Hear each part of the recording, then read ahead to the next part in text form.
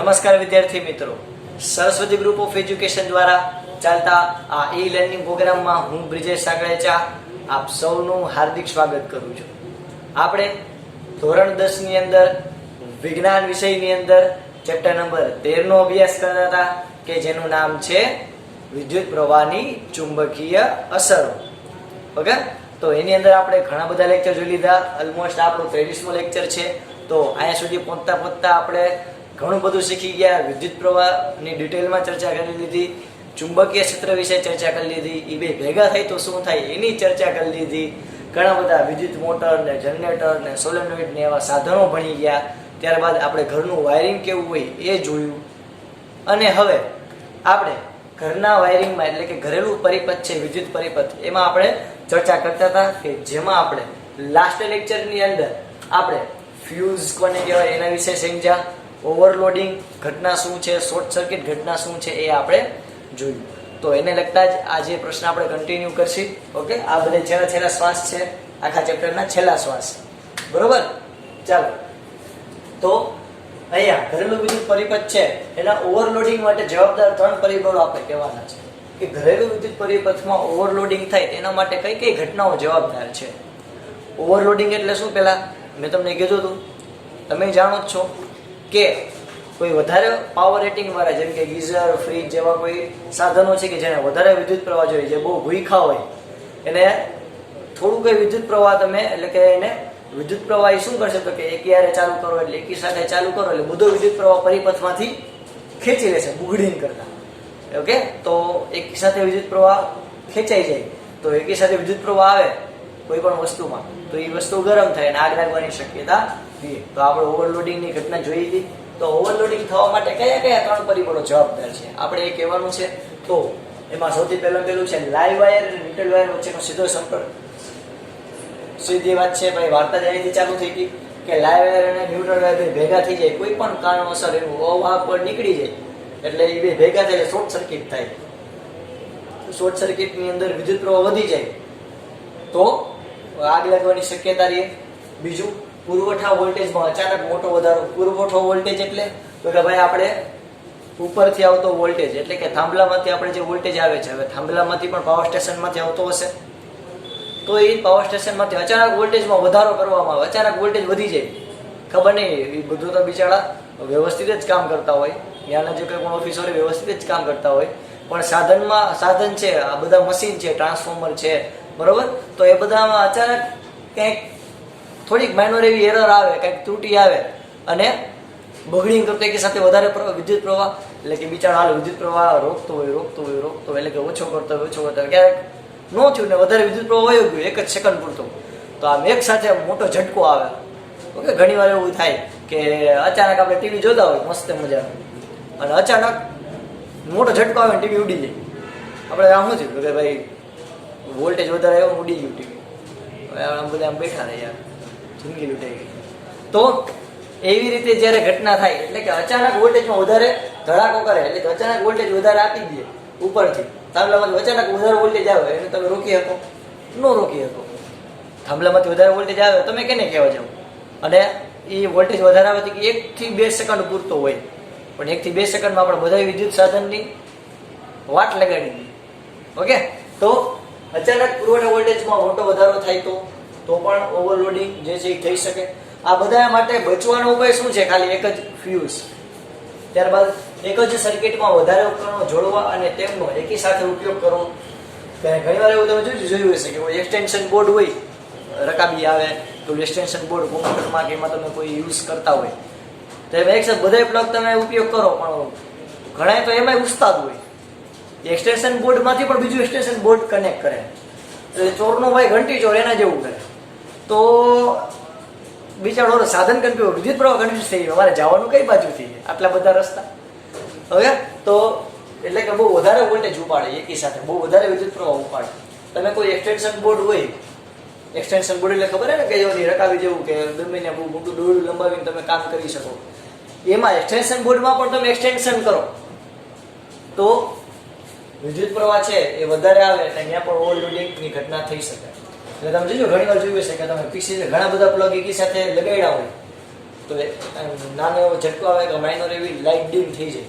શું કામ? કારણ કે બધા એકી સાથે વોલ્ટેજ ઉપાડે, બધા એકી સાથે વિદ્યુત પ્રવાહ ઉપાડે તો કાંઈક કહેવાય ને કે આવી એરર આવવાની શક્યતા. તો અહીંયા આપણે વિદ્યુત પરિપથમાં ઓવરલોડિંગ માટેના 3 જવાબદાર પરિબળો વિશે ચર્ચા કરી લીધી કે લાઇન ન્યુટ્રલ વાયર સીધા સંપર્કમાં આવે તો શોર્ટ સર્કિટ થાય, જેને લીધે ઓવરલોડિંગની શક્યતા થઈ શકે. બીજું, પુરવઠા વોલ્ટેજ એટલે કે થાંભલામાંથી જે વોલ્ટેજ અચાનક વધારીને જ આવે તેમાં આપણે કંઈ કરી શકતા નથી. ત્રીજું, તો કે એક જ સર્કિટમાં તમે એક કરતાં વધારે ઉપકરણો જોડો તો એમાં પણ ઓવરલોડિંગની ઘટના થઈ શકે. હવે તો કે બીજો પ્રશ્ન છે તો કે વિદ્યુત પરિપથો અને ઉપકરણોમાં સામાન્ય રીતે વપરાતા સુરક્ષા ઉપાયોના નામ. તો કે કયા કયા સાધનો વપરાય છે? તો કે 2. ક્યાં ક્યાં? તો કે 1 અને 2. ના. ક્યાં ક્યાં? સાદુ અને મસાલાઓ. ના વાયરાઓ. તો ક્યાં ક્યાં? તો કે યોગ્ય રેટિંગ વાળો ફ્યુઝ, આઈ રિપીટ, યોગ્ય રેટિંગ વાળા ફ્યુઝનો ઉપયોગ થાય આ બધા અકસ્માતોને નિવારવા માટે. અને બીજો ઉપયોગ થાય યોગ્ય અર્થિંગ વાયર વાપરવો. તો અર્થિંગ વાયરનો આપણે ઉપયોગ કરીશું અને બીજો ફ્યુઝનો ઉપયોગ કરીશું આ બધાથી બચવા માટે. અર્થિંગ વાયર, જો આમાં તમે હજી આમાં પણ તમને આ 2 માર્કો પૂછે ને તો તમારે લખવું પડે કે ફ્યુઝનો ઉપયોગ તમે ક્યાં કરશો? તો કે ભાઈ ક્યારેક ઓવરલોડિંગની ઘટના કે શોર્ટ સર્કિટની ઘટના થાય તો એનાથી આપણા વિદ્યુત ઉપકરણોને બચાવવા માટે આપણે ફ્યુઝનો ઉપયોગ કરીએ છીએ કે જે નીચા ગરમ બિંદુ વાળો તાર હશે કે જે ગરમ થશે તો એટલે કે વધારે વિદ્યુત પ્રવાહ વહેશે તો એ ગરમ થશે ને ઉગડી જાય એટલે પરિપથને કેવો કરી નાખશે? ખુલ્લો. ઓકે. જ્યારે યોગ્ય અર્થિંગ વાયર વાપરવું તો એની અંદર આપણે ખબર છે કે અર્થિંગ વાયરનો ઉપયોગ કરશું તો ક્યાંક પ્રવાહ જે છે એનો લીકેજ હશે તો આ અર્થિંગ વાયર એને ભેગો કરી અને ક્યાં નાખી દે? અંડરગ્રાઉન્ડ કરી નાખશે, જમીનમાં ઉતારી દેશે કે જેથી આપણને કાંઈ પણ ક્યારેક ભયજનક બહુ વધારે પડતો શોક લાગે નહીં કે જેથી આપણે ઉપર વહે. ક્લિયર? ચાલો, તો આખું પોર્શન ક્લિયર થયું.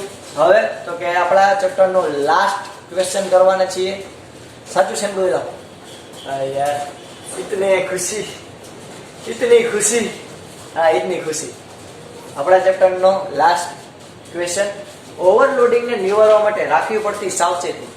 એટલે કે ઓવરલોડિંગ છે એને આપણે ઘટાડવા માટે, ઓવરલોડિંગને પતાવવા માટે આપણે કઈ કઈ સાવચેતી, કઈ કઈ વસ્તુઓને ધ્યાન રાખશું એટલે ઓવરલોડિંગ ન થાય આપણા ઉપકરણોમાં, આપણા ઘર વિદ્યુત પરિપથની અંદર ઓવરલોડિંગ ન થાય તેના માટે આપણે કઈ કઈ સાવચેતી રાખીશું? દયા, કઈ કઈ સાવચેતી રાખશું કે જેથી મારા ઘરમાં ओवरलोडिंग नो થાય? कुछ तो मुझे करना पड़ेगा दया. तो क्या करना पड़ेगा वाला वाला विद्यार्थियों? करना पड़ेगा ये सब काम, तभी हम ओवरलोडिंग को खत्म कर सकते हैं और ओवरलोडिंग की शक्यता को कम कर सकते हैं. बाबा हिंदी बोल के ओके. ચાલ આપણે સ્ટાર્ટ કરીએ. વિદ્યુત પ્રવાહનું વહન કરતા વાયર યોગ્ય પ્રવાહ રેટિંગ વાળા વાપરવા જોઈએ. હવે જોઈએ ને છીએ ને આવશે ને એવા છેલ્લા શબ્દ નથી લખતો કારણ કે આ બધું ટૂંકમાં લખું છું કે જેથી બધામાં એવું જોઈએ ને છીએ ને વાપરીએ છીએ ને ઉપયોગમાં લેશું ને હશે ને કરીશું એવા છેલ્લા પૂછડા ઉમેરતો નથી. ઓકે. તો એ બધા પોતાની સાબુથી તમારે સમજી લેવું. સાબુ એટલે શું? સાબુથી એટલે સામાન્ય બુદ્ધિથી તમારે સમજી લેવા. તો ચાલો આપણે જોઈએ. વિદ્યુત પ્રવાહનું વહન કરતા વાયર યોગ્ય પ્રવાહ રેટિંગ વાળા વાપરવા જોઈએ. યોગ્ય પ્રવાહ રેટિંગ વાળા વાપરવા જોઈએ એટલે કે તમે જ્યારે વિદ્યુત પરિપથનું નિર્માણ કરો છો, વિદ્યુત પરિપથ તમે જ્યારે કોઈ ઘરનો બનાવો છો, તમે કોઈ ઘરમાં સર્કિટ ડિઝાઇન કરો છો અને ઇમ્પ્લિમેન્ટ કરો છો, કોઈ ઘરનું વાયરિંગ કરો છો તો એમાં સારી ગુણવત્તાવાળા તારનો ઉપયોગ કરવો જોઈએ. ઓકે. સાવ સસ્તા વાળા તારનો ઉપયોગ ન કરવો જોઈએ કારણ કે એની પ્રવાહ ક્ષમતા કેવી છે? બહુ ઓછી. ઓકે. તમે ઘણીવાર ટીવીની અંદર એડવર્ટાઇઝમેન્ટ જોતા હશો કે ઘણા બધા કેબલ્સ હોય, ઘણા બધા તાર હોય એડવર્ટાઇઝ આવે, જેમ કે અક્ષય કુમાર આરઆર કેબલનો ઉપયોગ કરે ને અમિતાભ બચ્ચન છે, પરેશ રાવલ છે, ઘણા બધા એવી સિસ્કાના વાયર ને ઘણા બધાના કંપનીઓનો જાહેરાત કરે છે. તો એ બધી જે કંપનીઓ છે એવી રીતે ઘણી બધી બજારની અંદર કંપનીઓ છે કે જે આવા સારી ગુણવત્તાવાળા તાર છે એનો ઉપયોગ કરે છે. એટલે સારી ગુણવત્તાવાળા તાર છે એ બનાવે છે. તો એ સારી ગુણવત્તાવાળા તાર શું કામ એની એડવર્ટાઇઝમેન્ટ કરે છે અથવા તો કરવી જોઈએ અને વાપરવા જોઈએ? તો કે જે સારા ગુણવત્તાવાળા, સારા રેટિંગવાળા, વધુ રેટિંગવાળા જે તાર હશે એ જલ્દીથી બળશે નહીં, જલ્દીથી નહીં બળે તો આનું ફટાફટ લાગશે નહીં. ઓકે. અલ્ટિમેટલી આ કહેવાય ને કે વાપરવા સેફ છે. ક્યારેક અચાનક બહુ વિદ્યુત વધી જાય તો એવું ન થાય કે વાયર બળવા માટે ભડકે બળે. એવું ન થાય. હો એટલે બીજો પોઈન્ટ તો કે ઘરમાં બે અલગ અલગ પરિપથ હોવા જોઈએ. ઘરમાં બે અલગ અલગ પરિપથ હોવા જોઈએ. 5 એમ્પિયરનો પરિપથ અને 15 એમ્પિયરનો પરિપથ. તો આ 5 એમ્પિયરનો પરિપથ છે આપણે ઘરેલું વિદ્યુત પરિપથ હતો એમાં મેં તમને કીધું હતું કે આપણે જ્યારે મેઇન સ્વિચ બોર્ડ હોય ત્યાંથી આવી રીતે અલગ અલગ કનેક્શન પડતા હતા. એમાં આપણે સમજાવ્યું હતું કે ઘરમાં બે પ્રકારના વિદ્યુત પરિપથ હોય, 5 એમ્પિયર અને 15 એમ્પિયર. તો અલગ અલગ શું કામ રાખવા જોઈએ? તો કે ભાઈ જેને ઓછો પ્રવાહ જોતો છે એને ભાઈ ઓછા વિદ્યુત પરિપથ એને જોડી દો, અને જેને વધારે વિદ્યુત પ્રવાહ જોતો બહુ ભૂખળ છે તો એને વધારે વિદ્યુત પરિપથ વાળા લાઈન એને જોડી દો. જેમ કે 5 એમ્પિયર વાળો વિદ્યુત પરિપથ હોય તો તમે બલ્બને, પંખાને, ટ્યુબલાઇટને એવી નાના નાના છમકડાઓને આપ્યા રાખો, મોજ કર્યા રાખે. જ્યારે 15 એમ્પિયરનો એટલે કે બહુ ઊંચો પ્રવાહ છે, તમે ગીઝરને, એસીને, ફ્રીજને એ બધાને આપ્યા રાખો તો એમાં એ બધા જમાવટ કર્યા રાખે. બરોબર? તો આ અલગ અલગ પરિપથ રાખો તો ઓવરલોડિંગને તમે સરળતાથી નિવારી શકો, કારણ કે બે ક્યારે ભેગા નહીં થાય. તમે માની લો કે 5 એમ્પિયર વિદ્યુત પ્રવાહ ખાલી એક જ રાખો, આ એક જ લાઈન તમે ઘરમાં રાખો અને તમે એસી વાપરતો હોય ત્યારે કેવું થાય કે એસી બિચારાને બહુ ભૂખ લાગી હોય તો 5 ની જગ્યાએ 15 ખેંચવા માંડે તો આપણા તારો એ બળવાની શક્યતા રહી. એટલે એના કરતાં બેટર એ જ છે કે આ બે વસ્તુને તમે કેવી રાખો, અલગ અલગ. ક્લિયર? ચાલો પછી તો કે સમાંતર જોડાણનો ઉપયોગ કરવો જોઈએ.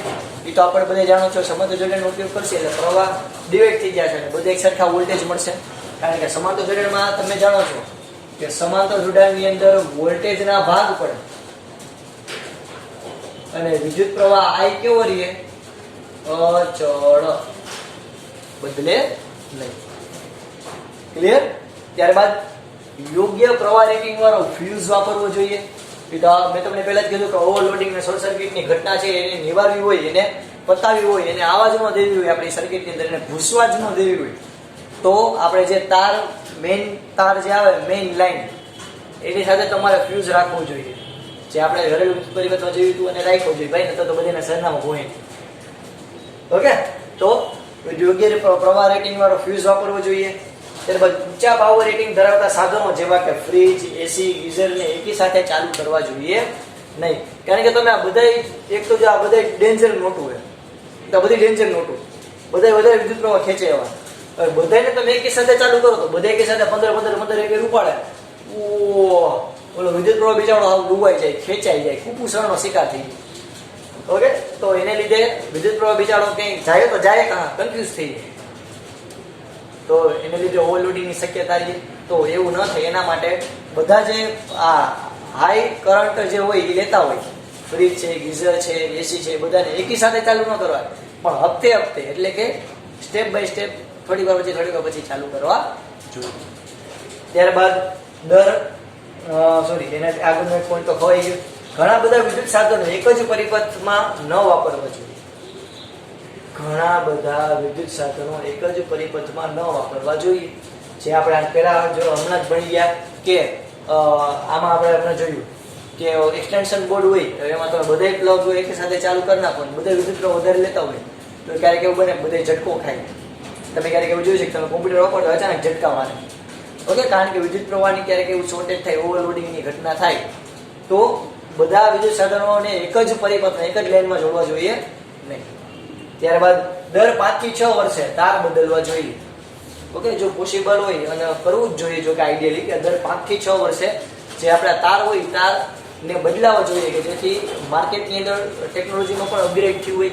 તમે અત્યારે માની લો કે તમે કોઈ ઘરનું વાયરિંગ કરાવ્યું તો એના જે તાર હશે 5 થી 6 વર્ષ પછી એ તારમાં ટેકનોલોજીમાં કંઈક તો નવો ફેરફાર આવ્યો હશે તો એ ટેકનોલોજીનો પણ તમે લાભ લઈ શકો.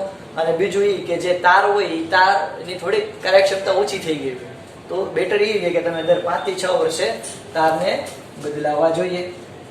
ત્યારબાદ સારી ગુણવત્તાવાળા પીવીસી વાપરવા જોઈએ. જે વાયરને એક સાથે બીજી જગ્યાએ લઈ જતા હોય પીવીસી જે હોય સારી ગુણવત્તાવાળા વાપરવા જોઈએ. આ સિવાય તમે એવું જોયું છે વિદ્યાર્થી મિત્રો કે હવે જુઓ તમે અત્યારના નવું વાયરિંગ જુઓ અત્યારના ઘરનું તો એમાં દર રૂમની અંદર ફ્યુઝ રાખેલા છે. તમે ઓબ્ઝર્વ કરજો અત્યારે તમારા ઘરની અંદર જો નવું બાંધકામ હોય તો, નવું વાયરિંગ હોય તો, કે આપણે અલગ અલગ રૂમ હોય તો અલગ અલગ રૂમમાં ઓલા ફ્યુઝ આપેલા હોય, ઘોડો પડી જાય નીચે, હવે તમે ઊંચું કરો. ઓકે? તો એવું શું કામ કર્યું તો કે જુઓ હવે આપણે જે સેફટી હતી એને પણ ડિવાઈડ કરી નાખી. ઓલું એક મેઇન આવે કે થાંભલામાંથી 2 તાર આવ્યા એમાંથી થાંભલામાંથી વધારે વિદ્યુત પ્રવાહ ન આવે એટલે આપણે મેઇન બોર્ડ પાસે ફ્યુઝ રાખેલો હતો કે જે આપણે ઘરેલું વિદ્યુત પરિપથમાં જોયું. પણ માની લો કે આ રૂમ હોય તો આ રૂમની અંદર પંખો હોય, ટ્યુબલાઇટ હોય, એસી હોય, તો આ રૂમની અંદર પણ ઓવરલોડિંગ ન થાય એટલે રૂમનું જે સ્વિચ બોર્ડ હોય ને આપણે ફ્યુઝ રાખેલું. ઓકે, તો આ રૂમની અંદર પણ શું રાખેલું હોય? ફ્યુઝ રાખેલો હોય કે જેથી આ રૂમ હોય કદાચ એવું થાય કે ઓવરલોડિંગ આ રૂમની અંદર આવે એટલે કે કદાચ ઓવરલોડિંગ થાય તો આ રૂમના સાધનોને નુકસાન ન પહોંચે. તો એવી રીતે આ એક રૂમ છે, બીજો રૂમ છે, ત્રીજો રૂમ છે, ચોથો રૂમ છે, બધામાં ઇન્ડિવિજ્યુઅલ તમે ફ્યુઝ આપી દો તો વધારે વિદ્યુત પ્રવાહ એકેય રૂમમાં જઈ શકશે નહીં, કે જેથી વધારે ઓવરલોડિંગ એકેય રૂમમાં નહીં થાય એટલે બધા સાધનો બચી રહેશે. ક્લિયર? તો આજે આપણે આ જોયા ઘરેલું વિદ્યુત પરિપથમાં ઓવરલોડિંગ માટે જવાબદાર 3 પરિબળ, સુરક્ષાના ઉપાયો માટેના 2 નામ કે જે આગળ તમારે તમારા શબ્દોમાં લખવા પડે, અને ઓવરલોડિંગ માટે ઓવરલોડિંગને નિવારવા માટે તમારે કઈ સાવચેતી રાખવી પડે એ જોયું. ઓકે, તો ફટાફટ પહેલા આટલું તમારે રંગબેરંગી પેનથી તમે પહેલા આટલું બધું પહેલા લખી લો.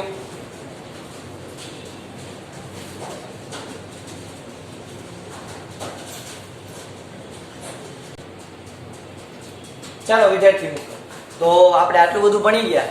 હવે આપણને ખાલી 2 ઉદાહરણ આ ચેપ્ટરમાં આપ્યા છે. કેટલા? જાજાની 2 જ ઉદાહરણ. તો આ 2 ઉદાહરણ છે એ ફટાફટ આપણે જોઈ લઈએ, બરોબર, કે જેથી આપણને ખબર પડે આપણે કેટલું ભણ્યા.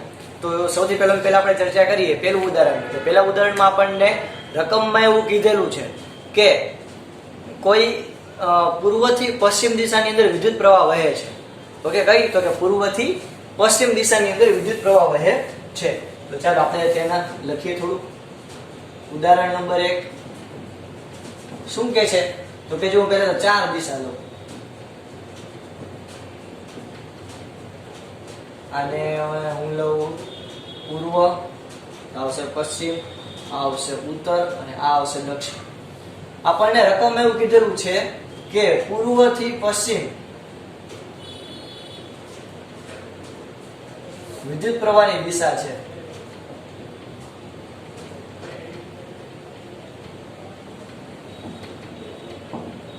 તો આપણને એવું કીધેલું છે કે તો વિદ્યુત પ્રવાહ જ્યાં આવશે ત્યાં ચુંબકીય ક્ષેત્ર ઉત્પન્ન થશે. તો વિદ્યુત પ્રવાહને લીધે ચુંબકીય ક્ષેત્ર ઉત્પન્ન થયું તો એમ કીધું છે કે તો પૂર્વ બાજુથી હું જોઉં તો ચુંબકીય ક્ષેત્ર મને કઈ દિશામાં લાગશે, અને પશ્ચિમ બાજુથી જોઉં તો મને ચુંબકીય ક્ષેત્ર કઈ દિશામાં લાગશે એ આપણે કહેવાનું છે. તો ભાઈ આવા હાલ ચંપુ જેવો ક્વેશ્ચન છે. જો સમજાવું કેવી રીતે? તો કે જો અહીંયા હું એક લાઈન દોરું, આ આપણું છે પૂર્વ અને આ આપણું છે પશ્ચિમ. ઓકે, તો જો જમણા હાથના અંગૂઠાના નિયમ પ્રમાણે વિદ્યુત પ્રવાહ આ દિશામાં વહે છે, વિદ્યુત પ્રવાહ આ દિશામાં વહે છે. તો અહીંયા જો આવી રીતે આંગળીઓ આમ મીટાશે,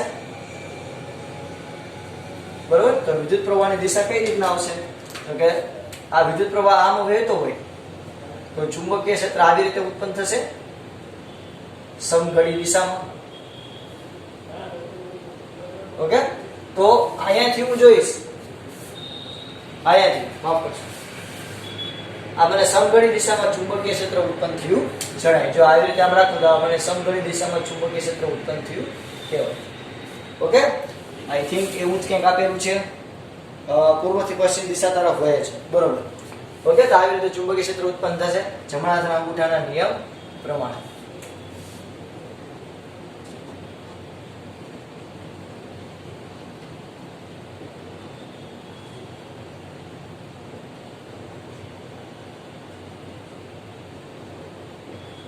જમણા હાથના અંગૂઠાના નિયમ પ્રમાણે આ પશ્ચિમથી પૂર્વ વહે છે કે પૂર્વથી પશ્ચિમ?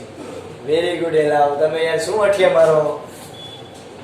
અહીંયા આવશે પશ્ચિમ, અહીંયા આવશે પૂર્વ, કારણ કે રકમ એ બધું પૂર્વથી પશ્ચિમ, સોરી, પૂર્વથી પશ્ચિમ. તો જો આવી રીતે ચુંબકીય ક્ષેત્ર તો આમ જ ઉત્પન્ન થાય, આમ વિદ્યુત પ્રવાહ આવે તો આમ ડીચકડાય આમ. તો હું અહીંયા પૂર્વથી જોઈશ ને તો મને પૂર્વથી જોતા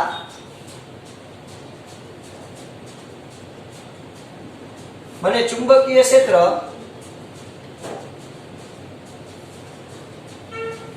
આમ પૂર્વથી જોઈશ ને મને ચુંબકીય ક્ષેત્ર સમઘડી દિશામાં લાગશે. કઈ દિશામાં? સમઘડી. તમે ટ્રાય કરજો, પ્રેક્ટિકલી તમે ઘરે ટ્રાય કરજો. આવું કઈ નથી લેવાનું, પણ તમે આવી રીતે કોઈ તાર હોય એમાં જોવાનું કે આ તાર હોય એમાં આમ વિદ્યુત પ્રવાહ જતો હોય તો જો ચુંબકીય ક્ષેત્ર કઈ બાજુ આવશે, આમ અંદરની બાજુ આવશે. તો આમથી જોઉં આમથી તો જો મને આમ ક્લોકવાઇઝ લાગશે, અને ઓલી બાજુથી જોઉં તો મને કેવું લાગશે, એન્ટી ક્લોકવાઇઝ. એટલે કે પૂર્વથી જોતા ચુંબકીય ક્ષેત્ર સમઘડી દિશામાં અને પશ્ચિમથી જોતા ચુંબકીય ક્ષેત્ર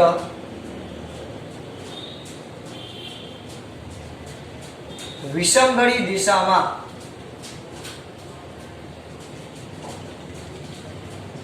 આપણને વર્તાશે. ક્લિયર છે વિદ્યાર્થી મિત્રો? તો આપણું સાવ ચંપુ જેવું પહેલું ઉદાહરણ શું કીધું કે કોઈ પૂર્વથી પશ્ચિમ દિશામાં વિદ્યુત પ્રવાહ વહે છે તો ઉત્પન્ન થતા ચુંબકીય ક્ષેત્રની દિશા આપણે જણાવવાની છે. તો આમ વિદ્યુત પ્રવાહ વહેતો હોય પૂર્વથી પશ્ચિમ, તો જમણા હાથના અંગૂઠાના નિયમ મુજબ વિદ્યુત પ્રવાહ આમ વહેશે. તો હું પૂર્વથી જોઉં તો મને વિદ્યુત પ્રવાહ સમઘડી દિશામાં એટલે કે ક્લોકવાઇઝ લાગે, જ્યારે હું પશ્ચિમથી જોઉં તો મને આ કેવું લાગે, એન્ટી ક્લોકવાઇઝ. ક્લિયર?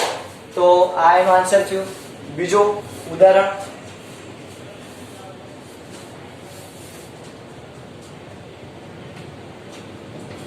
આ હવે ચંપુ જેવું. આપણે એવું કીધેલું છે કે કોઈ ચુંબકીય ક્ષેત્ર આવી રીતે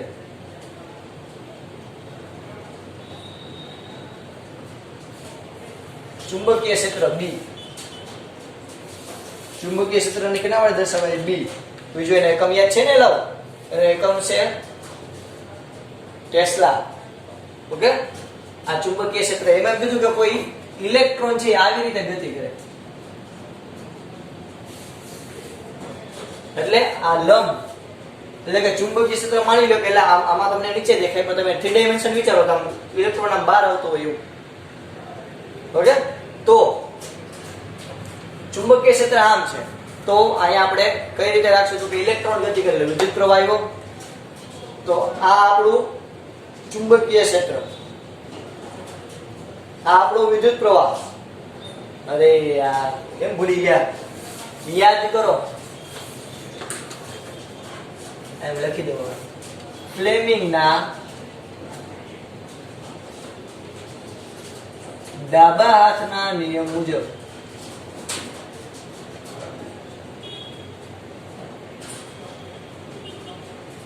આમાં આપણે લાગતું બળ F શોધવાનું છે. બરાબર? નહીં તો કહી દો વરરાજો કઈ બાજુ, તો લાગતું બળ F એટલે બળ. તો બળ શોધવા માટે ફ્લેમિંગનો ડાબા હાથનો નિયમ વપરાય. તમને ગતિ કીધી હોત કે કોઈ પણ પરિપથમાં કોઈ પણ બૂચડું છે એ કઈ દિશામાં ગતિ કરશે, ઉપર કે નીચે, તો ફ્લેમિંગનો જમણા હાથનો નિયમ આપો. એટલે આપણે શું કામ ફ્લેમિંગનો ડાબા હાથનો નિયમ તો ખબર પડી, કારણ કે આપણને બળ શોધવાનું કીધું. જ્યાં જ્યાં મને જિંદગીમાં બળ સાંભળે ત્યાં માટેનો ડાબો હાથ સાંભળે. ઓકે, તો અહીંયા ચુંબકીય ક્ષેત્ર, આ મારો ડાબો હાથ, પેલા તો હોય જોઈ અમારો ડાબો હાથ, આ ચુંબકીય ક્ષેત્ર આમ જાય છે. એટલે આપણે આ પેલી આંગળી છે એ ચુંબકીય ક્ષેત્ર દર્શાવે છે. ઇલેક્ટ્રોન જે છે એ આમ ગતિ કરે છે, એટલે કે આમ બહારની બાજુ ગતિ કરે, લંબ હોય એવું. પણ આ ઇલેક્ટ્રોનની ગતિ છે વિદ્યાર્થી મિત્રો, કેની? ઇલેક્ટ્રોનની. તો તમને બધાને ખબર જ હશે, આપણે વિદ્યુતમાં ભણી ગયા કે ઇલેક્ટ્રોન જે દિશામાં ગતિ કરતો હોય એના કરતા વિરુદ્ધ દિશામાં વિદ્યુત પ્રવાહ વહે. યાદ છે ને? લવ આપણે એવું ભણ્યા હતા, યાદ કરો કે કોઈ આવો સુવાહક હોય તાર, એનો બેટરી જોડું, તો તારમાંથી વિદ્યુત પ્રવાહની દિશા હું આમ લઈશ. હકીકતમાં એ કોઈ પણ પરિપથ હોય એમાં ઇલેક્ટ્રોન કઈ દિશામાં ગતિ કરતો હોય, આવી રીતે ગતિ કરતો હોય ઇલેક્ટ્રોન.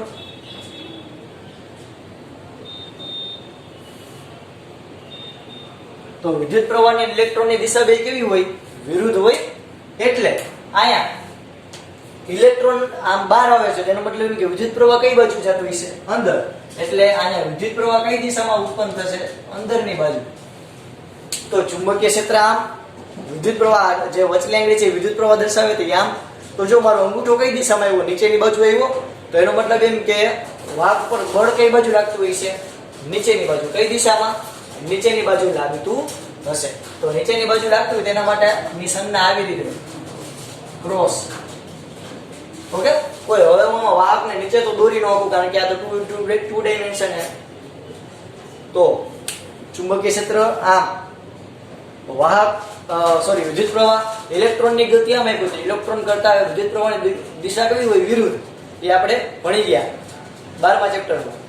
તો વિદ્યુત પ્રવાહની દિશા આમ, ચુંબકીય ક્ષેત્ર આમ, તો વાહક કઈ દિશામાં બળ લાગશે? નીચેની બાજુ.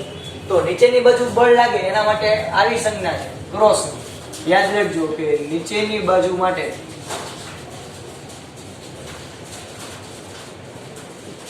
લાગતા બળની સંજ્ઞા છે આવી રીતે, અને ઉપરની બાજુ માટે લાગતા બળની સંજ્ઞા આવી રીતે. ઓકે, ડોટ અને ક્રોસ તરીકે આને દેખાડે. ક્લિયર થયું? તો આ નીચેની બાજુ છે એટલે આપણે અહીંયા ક્રોસ દર્શાવ્યું. જો ઉપરની બાજુ હોત તો ડોટ. આવડી જાય. પેલું અને બીજું ઉદાહરણ સાવ ચંપુ જેવું છે. ઓકે, આ તમારી બુકની અંદર આ જેટલા પણ ક્વેશ્ચન કરાય બધા તમારે તમારી બાકી બુકમાં એકવાર અને રફ બુકમાં એકવાર લખવાના છે. તો અહીંયા આપણે આપણા ફિઝિક્સનો પૂરેપૂરો પોર્શન કેવો કર્યો? પૂરો. ચેપ્ટર નંબર 10, 11, 12 અને 13 આ 4 ચેપ્ટર છે ભૌતિક વિજ્ઞાનના ચેપ્ટર હતા કે જે આપણે પૂર્ણ કર્યા આજ સુધીમાં. ક્લિયર થયું? તો it's a physics and physics is a life. Clear? તો અહીંયા સુધી રાખીએ. જય ભારત, જય હિન્દ. અહીંયા સુધી બધા લખી લો.